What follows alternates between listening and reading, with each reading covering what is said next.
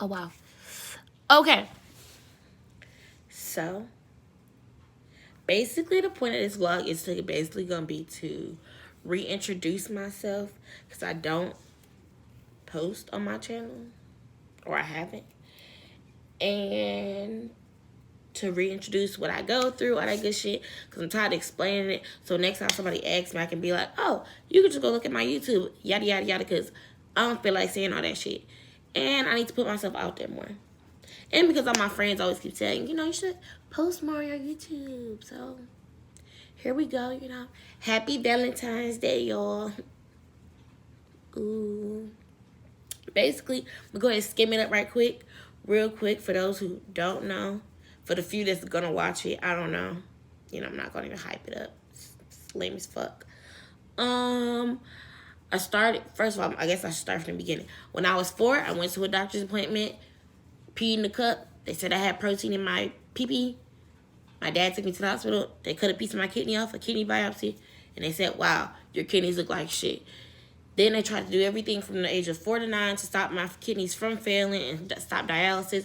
But that obviously didn't work. When I was in 4th grade, I was 9 years old. In May, I started peritoneal dialysis.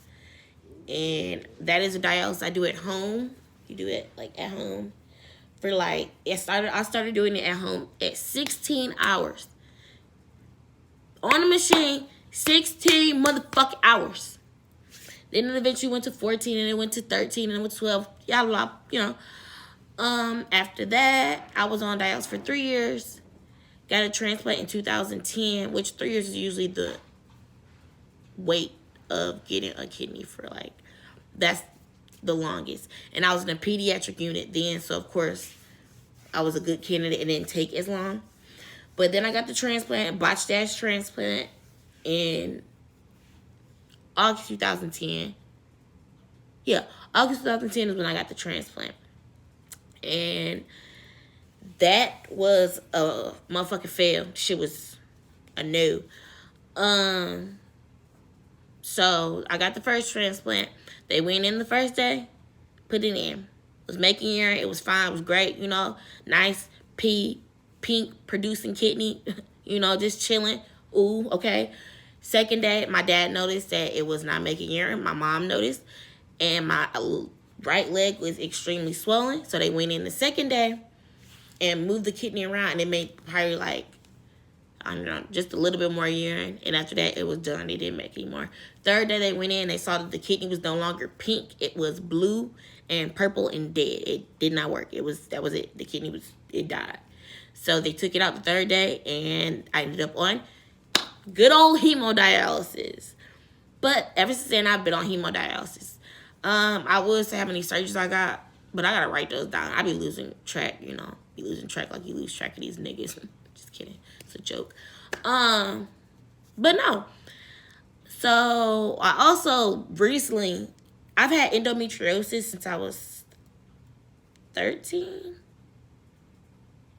But usually endometriosis doesn't bother me as much for real, compared to the pain and the shit I go through with my kidneys not working and all my other health problems.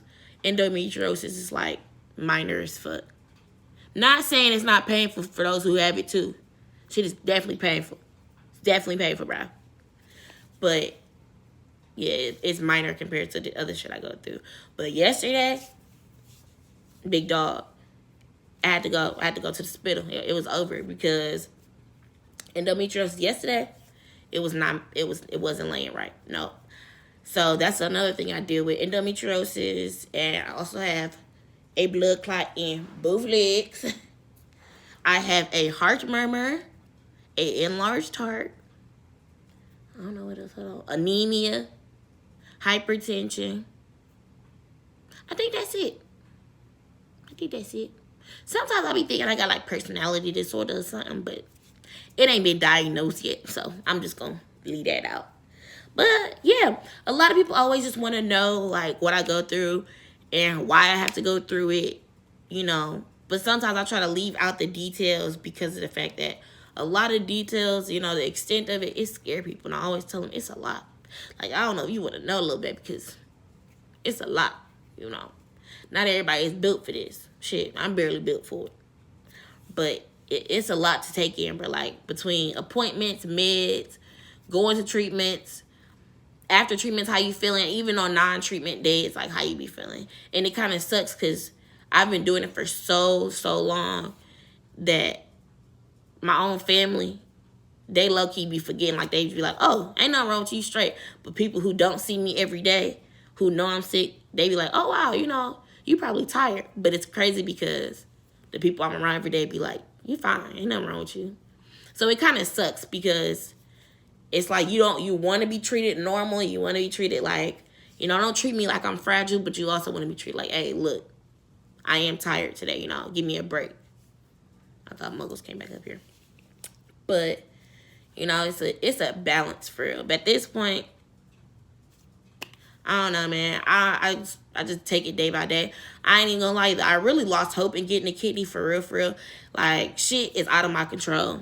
I just decided last year that at this point, shit that I can control is what I can control, what I'm gonna do. This kidney shit I really can't control at this point. So if it come, it come. If it don't, it don't. It's really a hit or miss because people don't be really peeping how much of a process it is. And people think, oh, you know, why aren't you on the list, or why don't you have a kidney yet? The first kidney I had fucked up. Like, it fucked up a lot of other things. Not only did it fuck up, but it fucked up a lot of other things. So it made it harder to get a second kidney.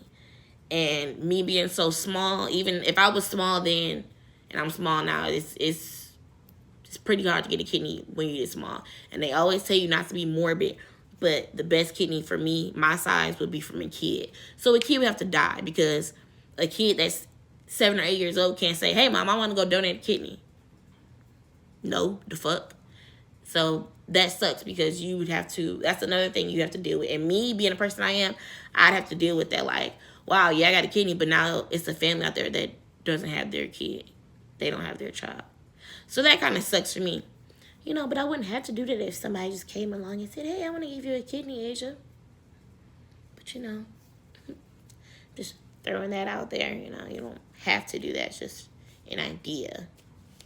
But, yeah, you know, I'm just trying to make sure people know, like, the basics. Because I'm going to really start vlogging every day. I'm going to start vlogging when I'm at dialysis. And I'm going to start vlogging when I go to doctor's appointments and all that good shit, whatever. You know, because I really didn't know how interested people were until, like, I mean, I knew people was interested. But, yeah. And then people, like I said, where I just moved, the area I live in now, nobody, the people who know me know my situation, but they don't know the real details, like, the extent of it. And I get, it's kind of, I get kind of discouraged trying to tell people about my testimony, I guess you want to call it. Like, I get kind of embarrassed. Like, and it sucks to be embarrassed because it's not something I did. It's not something anybody else did. It just happened. So, like, you know, and it took me a long time in high school to get over the fact of being embarrassed. Like, wow, you're 16 on dialysis. Like, what? What the fuck? Like, I would go to school late and people would be like, why you coming to school late? Really, I was coming to school from dialysis, but I'd be like, you know, try to be cool. I used to be like, no, I just come to school when I want. You know, I slept in. Don't worry about it. Or when I would be a senior in high school, people knew, of course, I was sick then. But the people who didn't know, I would be like, you know, they always be like, oh, you leave early. Because when I moved back to Michigan in 2015 for my senior year, I was going to Thurston. And Thurston was a school full of kids that I grew up with. So a lot of them knew me when I first got sick and everything. And they watched me grow up. Of course, we watched each other grow up. So some of them knew. Some of them knew. Some of them didn't. So my senior year, I would be leaving early Monday, Wednesday, and Friday for dialysis. And they'd be like, wow, she get to leave early and she's still going to graduate. I want to leave early. You don't want to leave early for the same reasons as me. But I would always tell people, I'm like, I'm just leaving early because I don't want to be here, or I'm tired, or I'm sick. You know, I never wanted to explain that, yes, I am on dialysis. Because then a lot of time, people my age are either going to say, my grandma's on dialysis. I don't even know what dialysis is. It's one or the other. You know, like, it's never, or, oh, that's so sad. What's dialysis? So it's really, it kind of sucks, like I said, to always have to explain yourself or what you go through over and over. And then the second worst is like explaining my scars and being comfortable with someone around my scars. Like, I'm comfortable with my scars, but you always want to be, I always want to give people the benefit of the doubt and, you know, just be like, oh, let me show them just a little bit. Maybe they'll not look at it like I'm fucking Reptar with a broken arm or something. Because you wouldn't believe how many friends, whoever, like, even family members who have never seen me or hadn't seen me in years or something, they'll look like, and I always want to say, like, do you want to touch it? You want to ask a question? Because staring at it, I'd rather you come up to me and touch my arm or my scars or ask me about it than stare at me like I don't know, like, what are you looking at? Same thing. When people be like, oh, and, you know, I don't know what to say. I like that you say that, because if you don't just say, you ain't got to say nothing. Just being there is cool. But if you don't know what to say, you say some stupid shit, I'm just going to be like, wow, I never want you around in this situation ever again. Wow, wowzers. Just leave me alone. So it's kind of better if you just don't say nothing. And if you do see my scars, please don't stare. That shit's, it's kind of really annoying. Like, it's really annoying. So, yeah, a lot of my scars, I have to learn to get comfortable with certain people in the area I live in now, because they don't know. They don't know me, and they don't know my situation. So that's another thing. Like, when people do stare at my scars or stare at my scars, I can't get too mad, because, you know, they want to know. But like I said, if you're going to stare and you're curious, just ask. Don't just stare and be a weirdo. Like don't do that. That's weird as fuck. And growing up, I used to have people be like, ew, that's weird. And that's fine, too. You can say that, too. Just know, I ain't gonna fuck with you. With your stupid ass. But other than that, I don't know. Like, I really have to, I can't even say everything in a video, because it's just so much, like, to update people, you know. Because after this, of course, people are going to ask, how do you get on the list? Are you on the list? How far are you on the list? What do you have to do? And, you know, like I said, it's just so much shit. Girl, I know. That's what I'm going to do. Look, my cousin over there trying to tell me. But, yeah, I'm going to have to, you know, let y'all know. Especially because y'all always somewhere on social media. I'm so sad, so depressed. And I don't trust nobody. That nigga broke my heart. And now I'm sad. And I don't trust nobody. And never again. Fuck you sad for? Get over that shit. Like, I hate to see what life gonna throw at y'all in y'all 30s. Because y'all some, in y'all 20s, 20-year-olds, about sad as fuck. Like, damn. Like, wow, y'all are really sad. Like, wow. I mean, down and out. I'm going down. But, you know, if y'all like it, I love it. It's cool.